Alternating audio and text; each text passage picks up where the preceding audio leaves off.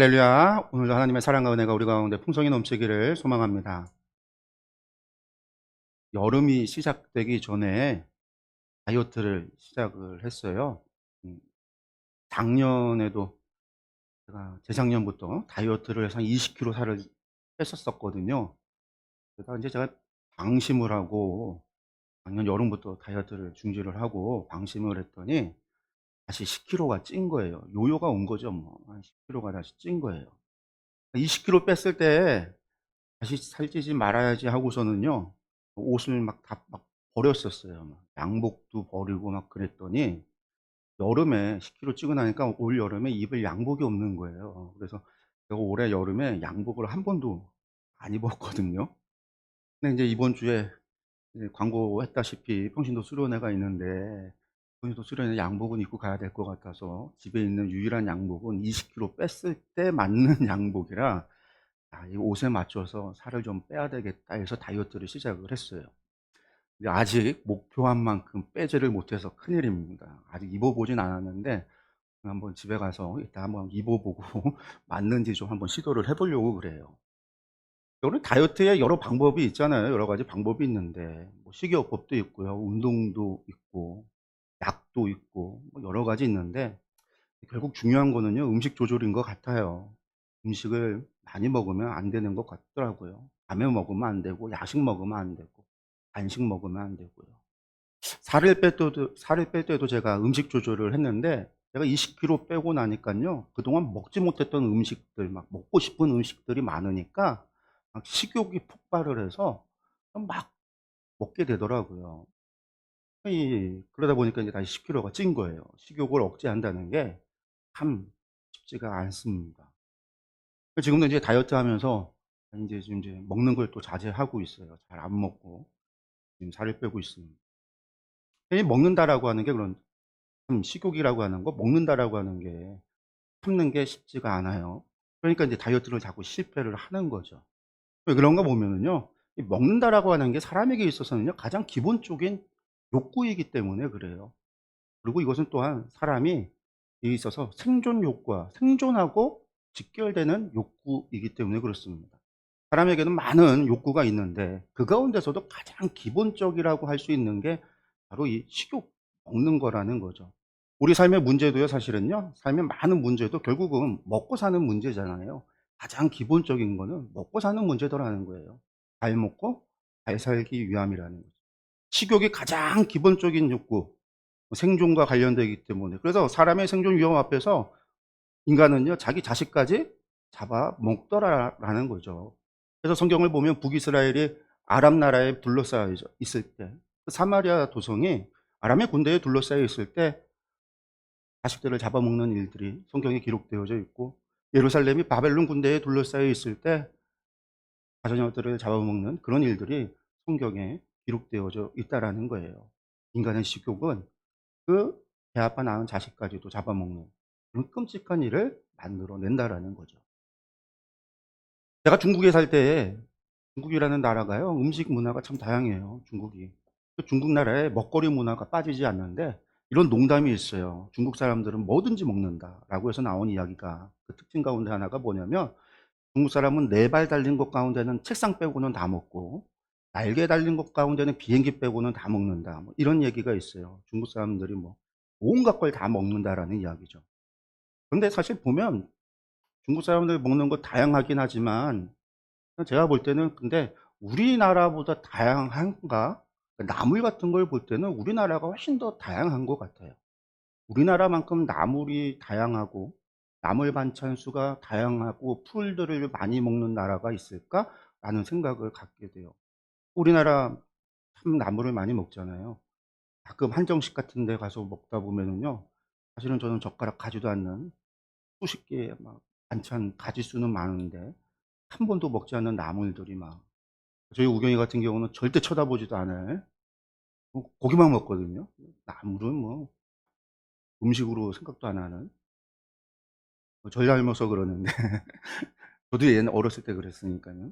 예, 그런 것들을 우리나라 사람들은 많이 먹는데 왜 그러냐면 우리나라가 보릿고개 때문에 그렇잖아요. 겨울이 지나고 봄이 되는 시기에 음식이 떨어지니까 먹고 살려면 산에 가서 나오는 온갖 것을 다 나무도 먹어보고 풀도 먹어보고 그러다 보니까 먹다 죽어도 독초도 어떻게든 먹고 살아보려고 하니까 독초도 어떻게든 먹을 방법을 개발을 해서 외국에는 독이 있어서 독초라고 구분해 놓은 것도 우리는 반찬으로 해 먹고, 독이 있어서 먹어서는 안 된다라고 하는 보고도 고기도 독을 빼고 먹는 방법을 만들어서 반찬으로 해 먹고, 그러다 보니까 우리나라가 온갖 나물 반찬이 발달이 돼요.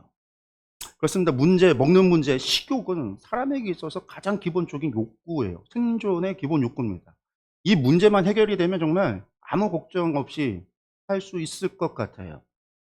개인적이라고 한다면은요, 어떻게든 개인이 노력을 해서 먹고 살 수 있는 문제를 극복해낼 수 있어요. 그런데 하나의 공동체, 한 나라의 문제라고 하면 좀 달라지죠. 그래서 가난은 나라님도 해결하지 못한다라는 우리나라 말이 있잖아요. 그래서 한 나라의 먹고 사는 문제를 해결하는 것은 결코 쉬운 일이 불가능하다라는 말이죠. 나라님도 해결 못한다라는 건. 그래서 이 먹고 사는 문제가 우리에게 있어서는 언제나 중요한 문제일 수밖에 없어요. 제가 누가복음 강해를 하면서 여러 번 예수님이 살던 당시 시대 상황에 대해서 이야기한 적이 있습니다. 갈릴리 지역의 유대인들, 특히 대부분 농민들이었는데 그들이 매우 가난했다라고 말씀을 드렸어요. 그들은 로마의 세금을 낼 뿐만 아니라 예루살렘의 종교세를 내야 했습니다. 그런 농민들은요, 1년의 수확의 3분의 1을 뜯겼어요. 세금으로 빼앗긴 거예요. 3분의 1만 가지고 1년을 살다 보니까 못 살면 어떻게 돼요? 자식을 팔아야 돼요. 자식도 팔고 결국은 나도 팔려. 땅도 팔고 결국은 내가 노예가 되는. 그래서 갈릴리 유대인들이, 자연농들이 노예보다 못한 삶을 살아가는 사람들이 너무나 많은 거예요. 먹고 사는 문제 때문에 이 사람들이요, 로마의 식민지가 된 이후로 유대전쟁, 66년에 유대전쟁이 일어날 때까지 약 100년 동안에 3년에 한 번꼴로 농민 반란들이 일어납니다. 이게 전부 다 먹고 사는 문제 때문이었다라는 거죠. 예수님이 살아가던 그 시기가 이 갈릴리 유대인들에게 있었어. 예수님이 태어나셨던 그 나사렛이라고 하는 동네가 갈릴리에 있거든요. 예수님의 고향 땅, 바로 그곳이 바로 그러한 농민 반란의 중심에 있었던 바로 그러한 곳이었어요. 그러다 보니까요, 당시 유대인들, 그러한 시대를 살았던 유대인들에게 있어서 그들이 기대하고 그들이 소망했던 구세주는요, 어떤 사람이었을까요? 당연히 그들이 기대했던 구세주, 메시아. 당연히 자신들의 먹고 사는 문제를 해결해 줄 수 있는 분을 기대하고 소망했습니다. 로마로부터 자신들을 해방해 줄 분. 마치 모세가 애굽에서 종살이하던 이스라엘을 인도하여 구원해 냈듯이, 그리고 그들을 어디로 인도했어요? 젖과 꿀이 흐르는 땅, 먹고 사는 문제를 해결해 주는 그곳으로 인도해 줬듯이 자신들을 로마로부터, 그 압제로부터 그들을 갖다가 구원해 줘서 그들을 평안케 하고, 무엇보다도 그들에게 자유를 주고 그들의 배고픔과 그들의 고통과 아픔을 해결해 줄, 그들의 배고픔을 배부름으로 바꿔줄 그러한 구세주를 기대했다라는 거예요. 당연히 그러한 기대를 하다 보니까 그런 메시아는 당연히 어떤 사람을 기대하게 되냐면, 이스라엘 역사에서 가장 풍요로웠던 다윗과 솔로몬 시대, 그러한 왕, 그런 유대의 왕을 기대할 수밖에 없는 거죠. 그것이 그들이 기대했던 메시아 사상이에요. 메시아에 대한 기대. 그리고 이 기대를요, 가장 잘 나타내 보이는 사건이 바로 오늘 우리가 읽는 오병이어의 사건입니다. 여러분들, 오병이어의 사건은요, 예수님의 공생의 이적 가운데, 많은 이적들 가운데 가장 특별한 사건입니다. 왜냐하면 이것은 사복음서에 모두 기록된 유일한 사건이거든요. 예수님의 이적 이야기가 사복음서에 각각, 공간복음이라고 하는 마테마가 누가복음에는 중복돼서 기록되어져 있는 이야기들이 있지만, 요한복음까지 해서 이 사복음서에 전부 기록된 것은요, 이거 한 가지밖에 없어요. 오병이어기죠. 그 이야기는 이것이 그만큼 중요했다라는 이야기고, 이것이 당시 갈릴리 사람들에게 있어서 매우 중요한 사건이고, 초대교회에 있어서도 중요한 사건이었고, 중요한 의미를 가지고 있는 사건이었고, 그만큼 충격적인 사건이기 때문에 그렇습니다. 한마디로 말하면 예수님을 따라가면 먹고 사는 문제가 해결해 줄 수 있다. 예수님은 우리에게 먹고 사는 문제를 해결해 줄 수 있는 구세주다 라고 하는 메시지가 담겨 있다라는 거죠. 그래서 누가복음 오늘 우리가 읽은 말씀에는 기록되어져 있지 않지만 다른 복음서를 보면은요, 이 사건 이후에 실제로 군중들이요, 예수님을 왕으로 세우려고 하는 시도를 합니다. 그래서 예수님이 군중들을 떠나요. 예수님이 왕이 되면 자신들의 배고픔의 문제를, 이 가난의 문제를, 이 고통을 해결해 줄 것이라고 생각을 했던 거죠. 여러분들, 이 오병이어 기적, 우리가 이 이야기는요, 너무나 잘 알고 있습니다. 물론 이제 우리가 어린아이가 나와서 오병이어 떡 5개 물고기 2마리를 갖다가 주는 이야기, 제자들의 이야기들은 요한복음에 기록되어져 있는 거라 우리가 읽은 이 누가복음의 기록하고는 조금 달라요. 우리가 오늘 읽은 말씀에는 어린아이도 나오지도 않고요, 제자들의 이름도 기록되어져 있지 않아요. 안드레의 이름도, 빌립의 이야기도 나오지 않아요. 뿐만 아니라 오병이어 기록이 각 복음서마다 기록되어져 있는 위치가 조금 달라요. 앞과 뒤에 나오는 이야기, 전후에 있는 이야기들이 조금씩 다 달라요. 그 이야기는 뭐냐면 각각의 복음서들이 오병이어의 이야기를 통해서 전하고자 하는, 이야기의 맥락 속에서 전하고자 하는 메시지가 다르기 때문에 그렇다라는 거예요. 우리는 지금 누가복음을 읽고 있잖아요. 그럼 도대체 누가는 이 누가복음 속에서 오병이어의 기억을 기록하면서 이 이야기를 통해서 무엇을 얘기하려고 하는 건가? 우리가 이제 그것에 대해서, 같은 이적이고 우리가 아는 말씀이긴 하지만 누가는 무엇을 전하고 있는가? 우리는 이제 이것에 초점을 맞춰서 오늘의 말씀을 읽어야 되겠죠. 그리고 이것이 또한 현재를 살아가고 있는 우리에게 있어서, 현재를 살아가면서 먹고 사는 문제로 애쓰고 고민하고 노력하며 기도하는 우리에게 있어서 우리의 삶에 힘이 되고 능력이 되는 그러한 은혜의 말씀이 되기를 소망하면서 한번 말씀 다시 한번 보도록 하겠습니다. 먼저 10절과 11절의 말씀 보겠습니다. 사도들이 돌아와 자기들이 행한 모든 것을 예수께 여쭈니 데리시고 따로 벳세다라는 고을로 떠나가셨으나 무리가 알고 따라왔거늘 예수께서 그들을 영접하사 하나님 나라의 일을 이야기하시며 병 고칠 자들은 고치시더라. 아멘. 지난주에 누가복음 9장은 예수님의 공생에 있어서 터닝 포인트가 되는 장이다, 지점이다 라고 제가 말씀을 드렸어요. 왜? 여기가 바로 변화산 사건이 나오는, 예수님께서 갈릴리 사역을 마치고 가이사랴 빌립보에 가셔서 베드로의 신앙 고백과 변화산 사건을 하고 난 다음에 예루살렘에 올라가시니까 이제 순환과 고난을 예고하시고 부활을 예고하시고 본격적으로 예수님께서 십자가의 죽으심에 대해서 설교하시고 가르치고 막 하시는 이야기들이 나와요. 그 전까지는 그것에 관한 말씀이 전혀 없다가 이 변화산 사건을 중심으로 해서, 그러니까 베드로 신앙 고백하고 변화산 사건 연결되는 거예요. 이것을 중심으로 해서 그때부터 예수님께서 당신이 받을 순환과 죽음과 부활에 대해서 가르치기 시작을 하는 거거든요. 이 터닝 포인트가 되는 시점이 바로 변화산 사건인데, 이게 9장, 누가복음 9장의 이야기예요. 바로 그 지점, 그 9장에서 그 시작을 하는 갈릴리 사역을 마무리하고 예루살렘으로 올라갈 때, 변화산 사건, 그러니까 변화산 사건을 하고 올라갈 때 갈릴리 사역을 마무리하는 지점이 바로 12제자를 세우고 파송했다라고 지난주에 말씀을 드렸잖아요. 그래서 거기서 이어지죠. 파송했던 제자들이 다시 사역을 마치고 예수님께로 되돌아오는 것으로 오늘 말씀이 시작을 하는 거예요. 예루살렘으로 가기 전에 마지막 이야기가 이렇게 시작을 하는 거죠. 근데 그 마지막 이야기가 보면 앞전에 있었던 이야기들과 크게 다르지는 않습니다. 사람들이 각 마을에 두루다니며 곳곳에 복음을 전하고 제자들이 병을 고쳤어요. 그리고 돌아와서 자기들의 행한 일을 예수님께 보고를 합니다. 그리고 나니까 예수님께서 제자들을 데리고 벳사이다로 가셨어요. 성경은 뭐라고 되냐면 벳세다라는 고을로 떠나가셨다라고 되어 있어요. 떠나가셨다.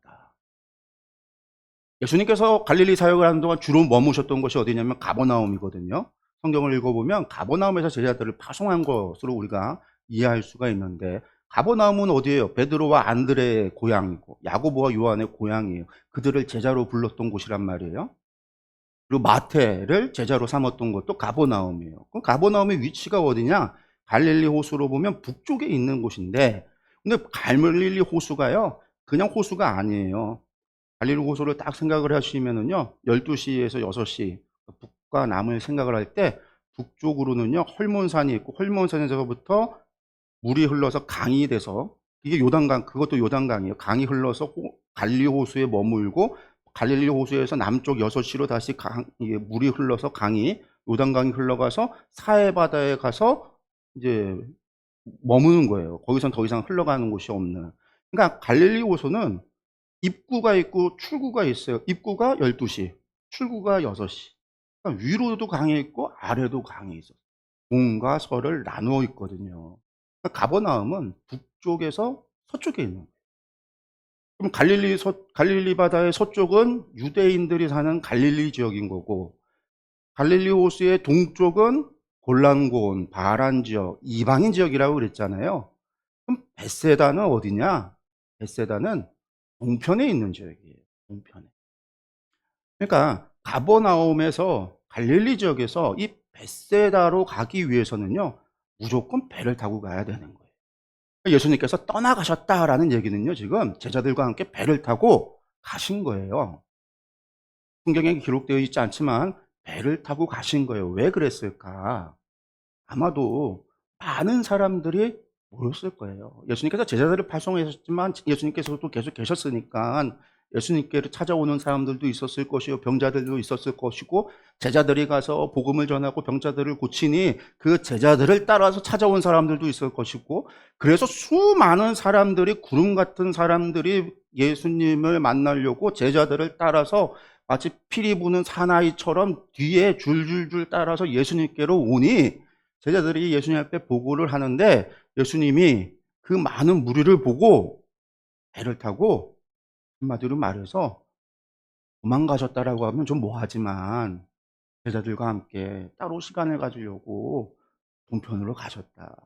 우리가 이제 그렇게 이해를 해볼 수가 있는 거예요. 제자대로 가셨다라는 거예요. 근데 이 사람들이요, 예수님을 만나려고 온 이 사람들이 그럼 예수님 배 타고 가는 걸 그냥 지켜만 봤느냐? 그게 아니라는 거예요. 이 사람들도 예수님을 쫓아서 벳사다로 갔다라는 거예요. 어떻게 가야 돼요? 당연히 배를 타고 가는 수밖에 없어요.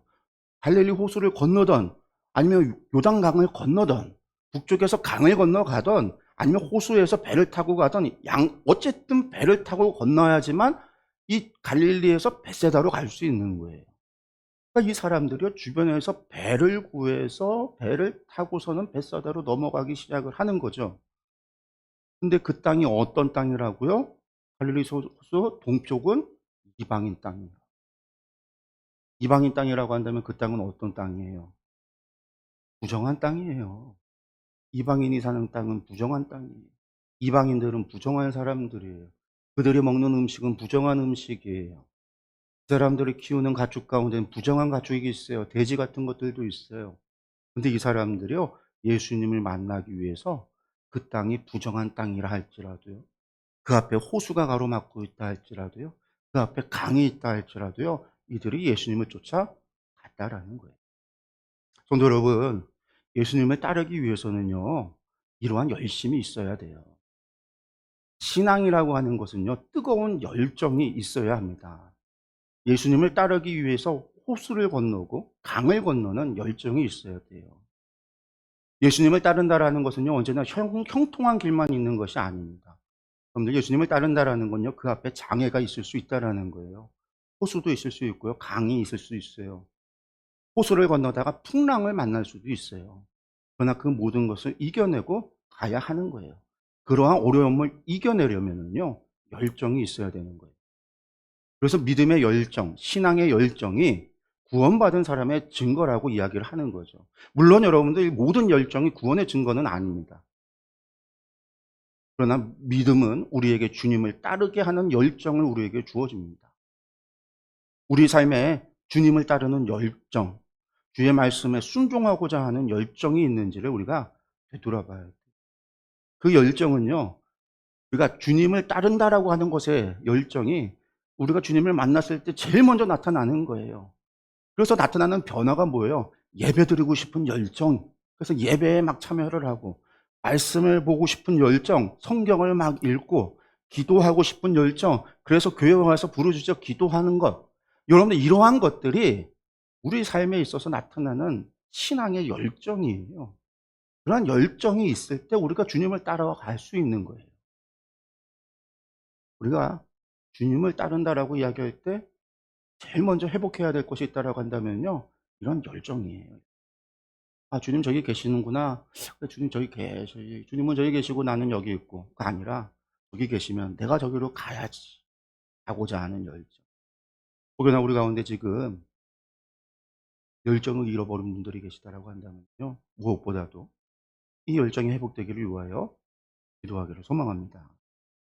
예, 많은 사람들이요, 예수님을 쫓아 벳사다로 건너왔습니다. 예수님께서는요, 그들에게 찾아온 그들을요, 구박하지 않아요. 당연히 그들에게 말씀을 가르치고 그들의 병을 고치십니다. 그러다 보니까요, 어느덧 시간이 지나 날이 저물기 시작을 하죠. 12절과 13절의 말씀 보겠습니다.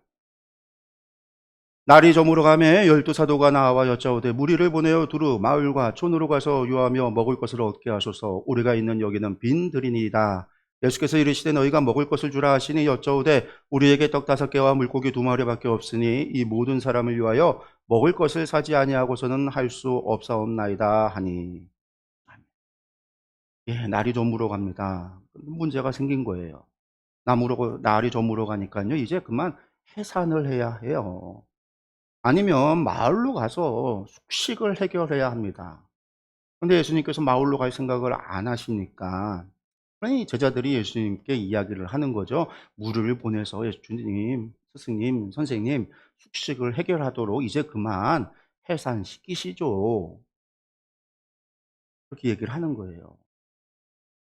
근데 지금 그들이 어디에 있었냐? 벳세다 근처 초원이다. 마을에 들어간 게 아니라 근처에 초원에 있었다라고 이야기하고 있어요. 당연히 그 초원에 먹을 것을 구할 수가 없습니다. 이대로는요, 노숙을 해야 되고요, 굶어야 되는 상황입니다. 근데 예수님께서 제자들에게 무엇을 이야기하냐면요, 너희가 먹을 것을 줘라, 이렇게 이야기하십니다. 근데 이게 무슨 말도 안 되는 말이에요. 제자들에게 무슨 돈이 있고 무슨 양식이 있겠습니까? 그러니 제자들이 예수님께 이야기해요. 아니, 주님, 저희에게 있는 것이라고는 떡 5개랑 물고기 2마리밖에 없습니다. 이 사람들을 위해서 마을로 가서 양식을 사지 않으면 나눠줄 수 없어요. 어차피 마을로 가야 되니까 그냥 해산해서 돌려보내세요, 주님. 제자들이 이야기를 한 거예요.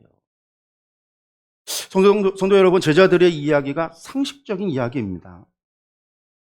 이것이 세상의 상식과 부합되는 이야기예요. 지금 예수님께서 하시는 말씀은요, 사실 말도 안 되는 이야기잖아요. 어떻게 보면요, 세상 물정 모르는 이야기예요. 아니, 우리가 가지고 있는 예산이 얼마나 있는지, 재산이 얼마나 있는지 그것도 모르고 세상에 지금 얼마나 많은 사람들이 있는데 먹을 것을 나눠주라.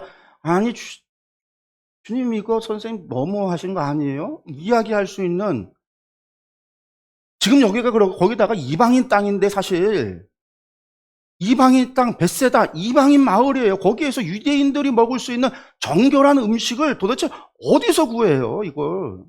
도대체가 예수님 무슨 생각을 하고 이러한 것을 요구하시는 것인지 세상의 상식으로 생각을 해도 맞지가 않고요. 자신들이 배워왔던 율법으로도 이것은 맞지가 않고요. 도무지가 예수님의 말씀이 상식적이지 않다라는 거죠.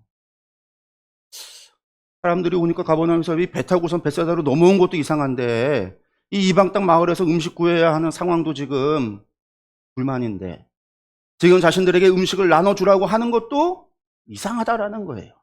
지금 당장 우리 먹을 것도 없는데 무엇을 나눠주라고 하시는 것인지 예수님께서 도대체가 우리 사정을 전혀 모르고 우리의 상황을 전혀 이해하지 못하고 정말 예수님께서 정말 아무것도 모르는 것 같다라는 거죠.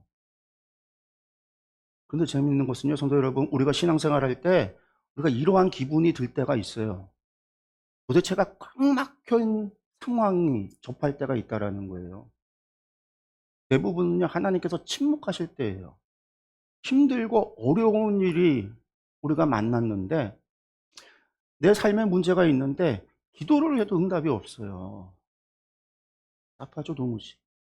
그런데요, 예배를 드리는데 말씀을 듣는데 근데 무엇인가 이것이 나에게 주는 답인 것만 같아요. 하나님이 하시는 말씀인 것 같아요. 정확하게 무엇이다라고 하시는 것 같지는 않지만 이 말씀이 나에게 찔리고 나에게 주는 말씀인 것 같지만 그 말씀대로 행하기에는 말도 안 돼. 지금 내 상황에서는 불가능해 보여. 라고 하는 말씀이 들릴 때가 있다라는 거예요.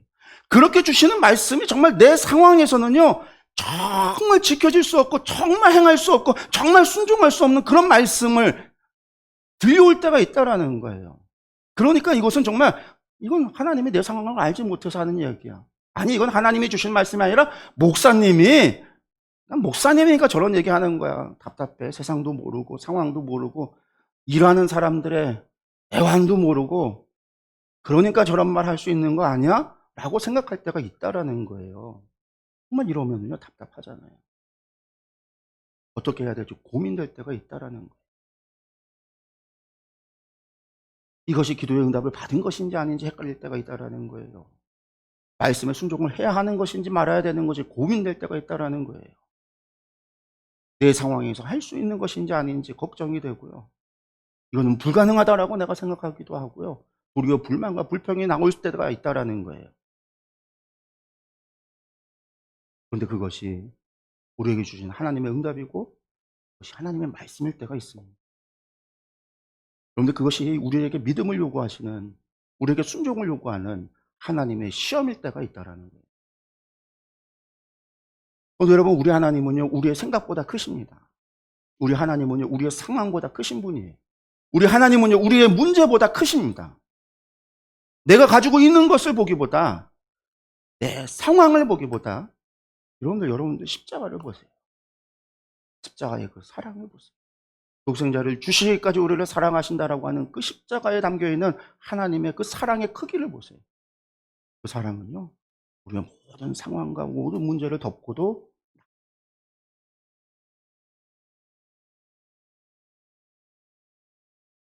우리의 상식을 뛰어넘고요. 우리의 문제를 뛰어넘고요. 우리의 환경을 뛰어넘고요. 우리의 상황을 뛰어넘어요.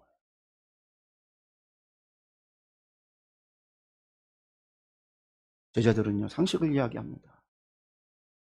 그러나 예수님께서는 제자들에게 명하세요. 사람들에게 가지고 있는 것을, 너희가 가지고 있는 것을 사람들에게 나눠주라는 거죠. 14절에서 17절의 말씀입니다.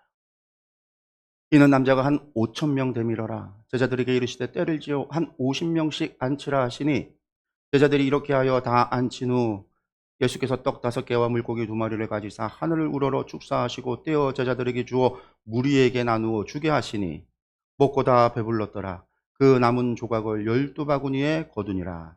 아멘. 여러분들, 이때 모인 사람들이 남자만 5,000명쯤이었다라는 거죠. 여러분들, 이스라엘 사람들이 사람의 숫자를 계수할 때는요, 계수하는 방법이 있어요. 그러니까 이제 민수기를 보면 나오잖아요. 20세 이상의 전쟁에 나가 싸울 만한 수, 건강한 사람의 수를 세는 거예요. 이게 신약에서도 마찬가지입니다.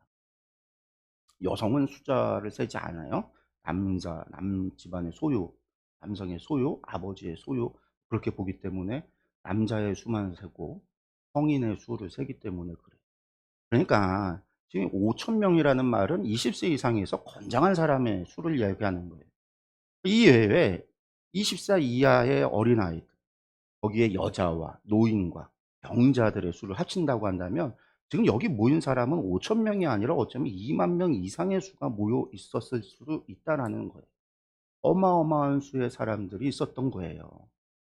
그렇게 많은 무리들이지만 제자들이 가지고 있는 것은요, 떡 5개와 물고기 2마리밖에 없다라는 거죠. 예수님께서 명령하니까요, 제자들이 예수님의 말씀대로 무리들을 50명 그룹씩 지어서 앉힙니다. 그래서 예수님께서 떡 5개와 물고기 2마리를 가지고 하늘을 우러러 축사를 하시고 떼어 제자들에게 주어 무리에게 나눠주라 하시니 제자들이 가서 나누어 주는데 그 모든 사람들이 배불리 먹고도 남은 조각이 12바구니였다라는 거죠. 어떤 사람들은요, 오병이어의 기적을 보면서 이것은 물질을 초월하는 기적이다라고 이야기를 해요. 그러면서 예수님은 물질을 초월하는 이적을 하시는 분이시다. 이것이 예수님의 창조의 능력, 전능하신 하나님의 증거다. 성자 하나님의 증거다라고 이야기를 해요. 어떤 사람은요, 이러한 기적은 일어날 수 없다라고 이야기하면서요, 제자들이 먹을 것을 나눠주니까 사람들이 저마다 주머니에 있던 거 자기들 것도 이제 꺼내서 나눠서 먹다 보니까, 함께 나눠 먹다 보니까, 그러다 보니까 음식을 다 같이 나눠서 꺼내서 먹으면서 먹고, 광주리도 남았다. 그렇게 이야기하는 사람들도 있어요. 실제로. 그러나 여러분들, 이 오병이어 사건이 사복음서 모두에 기록이 되어져 있다라고 말씀을 드렸잖아요. 그리고 실제로 이 사건 이후에 예수님을 왕으로 모시고자 하는 일이 벌어졌다라고 그랬잖아요.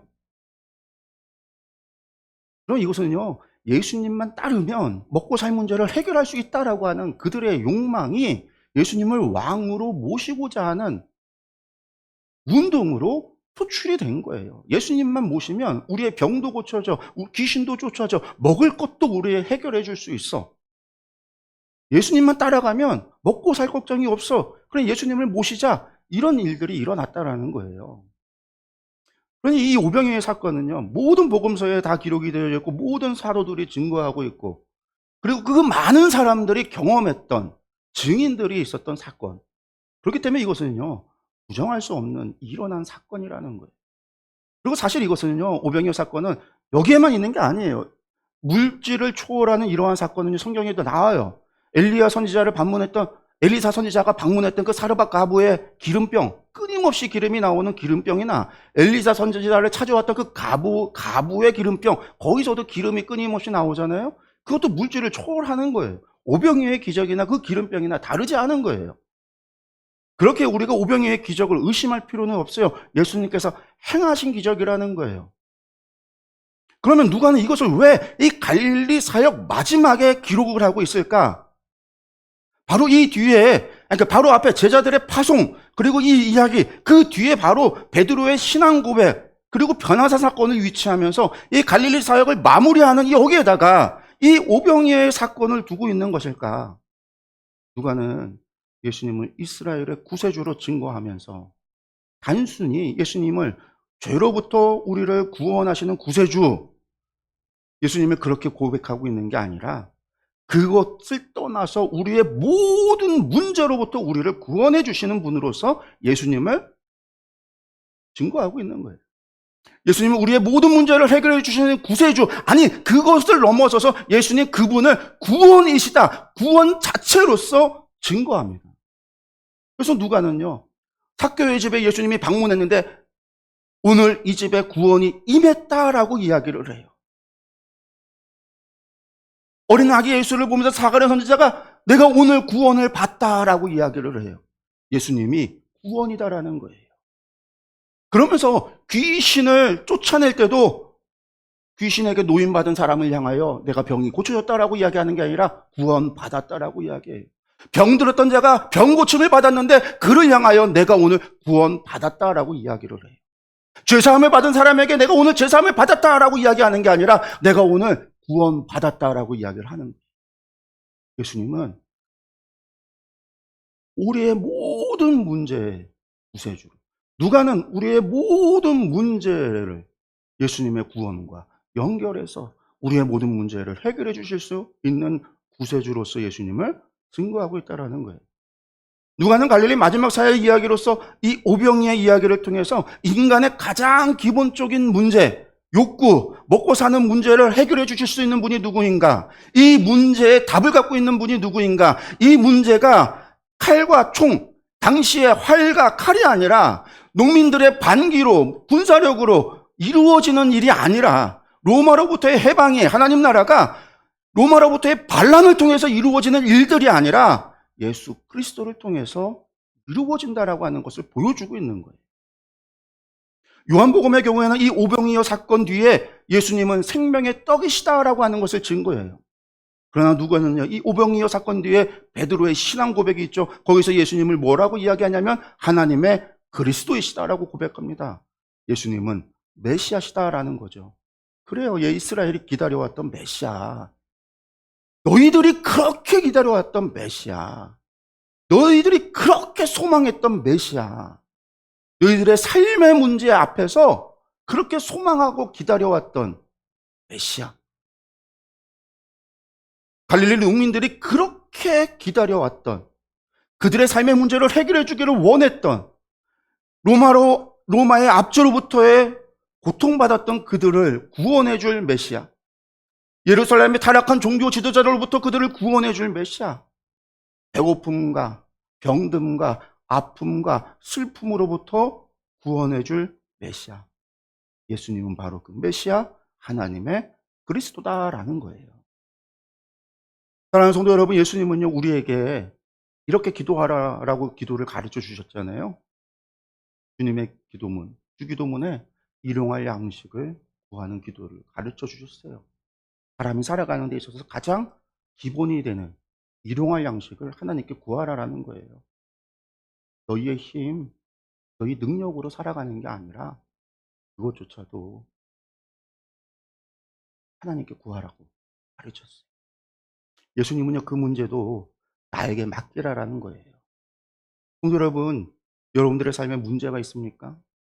여러분들의 삶에 고민이 있습니까? 여러분들의 삶에 고통이 있습니까? 예수님께서 구세주이십니다. 여러분들의 문제의 구원이세요. 여러분들의 고민의 구원이십니다. 여러분들의 고통의 구원이십니다. 예수님이 여러분의 구원이십니다. 십자가 그 위에 언제나 답이 있습니다. 십자가 그 위에 언제나 있습니다. 여러분들 이것을 기억하시고 이것을 믿으시기 바랍니다. 기도하겠습니다.